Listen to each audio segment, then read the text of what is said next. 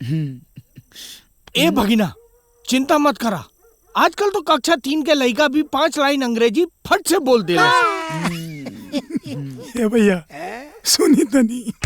अरे क्या सुनिए बाबू, अब हम कुछ कहेंगे लेकिन जा चलो।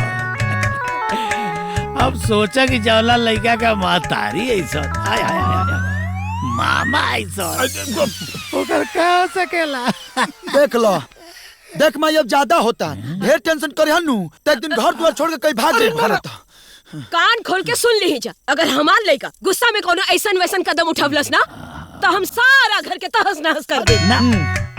ए बेटा बुझ लेना, ये सब दुश्मन बैठल बाड़े सन। हाँ वाह माई वाह, अभी तो एकदम सही कले बड़े दुश्मन कहीं। ए बेटा सुना, मन लगा के पढ़ाई करी। हाँ। जानला ना, इनका लोग के मुंह पे करीखा पोता करीखा। सुन, काल हितन के सामने मुंह ना बादी है। अरे और एक बात सुन, रात भर पढ़ाई करी है, यूट्यूब मोबाइल टीवी ये सब मत चलाइए, समझ ले। हाँ बेटा, हम तोहरे आगे ना हाथ जोड़ता नहीं, मन लगा के पढ़ी है बेटा। हमार लाज रख ले बेटा। तू चिंता मत कर माई, रात भर पूरा ईमानदारी से 10 पना रोट ना लेनी नू। अच्छा। और लोग के सामने बोल ना देनी तो हमारा नाम जितेंद्र और तू बेइज्जत ना। रात भर में आइए सोचिए बेटा।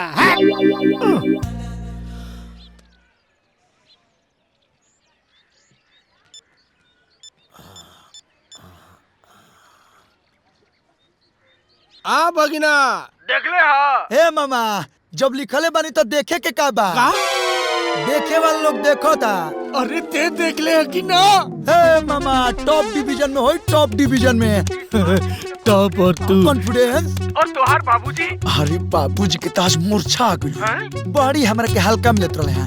आज उनके मुंह कोरिखा पताई कोरिखा। अरे तो बताइए, जीवन में बहुत रुपया, जीवन भर बंठा के बंठे रहा। अरे ससुरा 100 बार तो फेल हो चुकल बड़े, आज तो फोटो टंगवा देता नहीं। आज तो फोटो टंगवा चाचू, ये तू बार-बार पढ़ाई लिखाई के बीच में हमार बियाहवा के बात कर लिया देबेला। आय बाप हो तो कुछ बोल देबो। 1 मिनट है, मार के तेही लाल कतरा पड़ा गोड़ लगता नहीं। अरे ससुरा तोरा के मार के फोड़ देता नहीं। हम आवत नहीं रुक।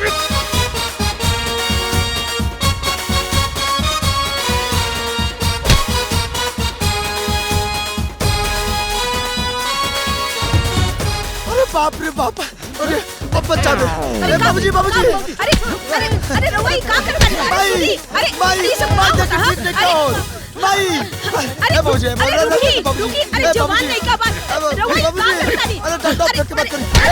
सुनिए, अरे बाबूजी, स्टैचू ऑल पीपल स्टैचू भागन ताज मुआदी। देखलू कितना बेशरम बा, फेल भइल बात सेब खा के जाता। अब हम एकरा पढ़ाई पर एको पैसा खर्च ना करब, एकर कुछ नहीं कर सकत है। फोटो लगा, फोटो लगा।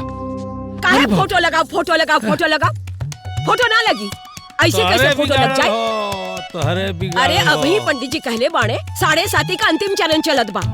6वां साल में ना पास होई तो 7वां में ओकर बापो नहीं रोक सकत, बुझनी? और बिगाड़ा, और बिगाड़ा। हम बिगड़ने बानी? और क्या केकर बिगाड़ा? वो नहीं के बिगड़ा। देख एक दिन हमार लड़का ना घर के रिवाज बदली। हाँ। बस हर हट करे आवेला और कुछ आवेला रहुआ के। बस हमार लड़का पे हुर हुर हुर बैठ के ही करे हुर हुर हुर हुर।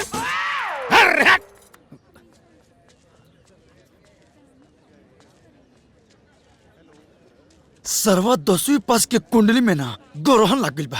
ससुरा गैस पेपर देख के लिखले रही तब वो कैसे फेल गइन रे? दोस्त हमरा समझ में आ गई, तोहर कॉपी कोनो शिक्षा में तुम्हारा मास्टर चेक करले होई और तो सही के गलत समझ के काट देले होई। ए भाई, कहूं ऐसा तना न कर देले कि इतिहास के पेपर में भूगोल वाला गैस पेपर देख के लिख देले।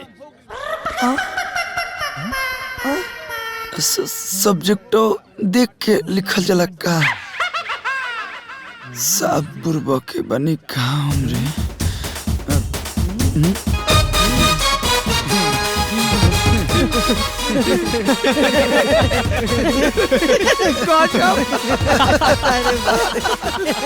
सब्जेक्टो देखे के पड़ेला।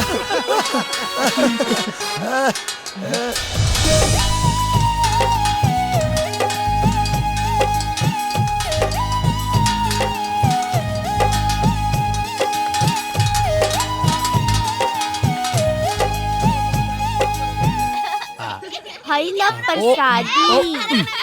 अच्छा तू लोग जा। कौन चीज का प्रसादी है? भोलेनाथ जी हमार मन्नत पूरा कैले है ना। मन्नत? कैसे मन्नत?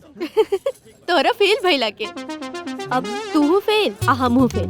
चल अब शुरू कर जाओ खेल। काहे से कि हम तारा से प्यार करेनी। होने बाबूजी लटिया उतरन हेने है चेंगड़ा सब हमारे पहुंच तरसन आ तार प्यार सुनता रुका तार प्यार भुआ होतन। अरे यार ये देख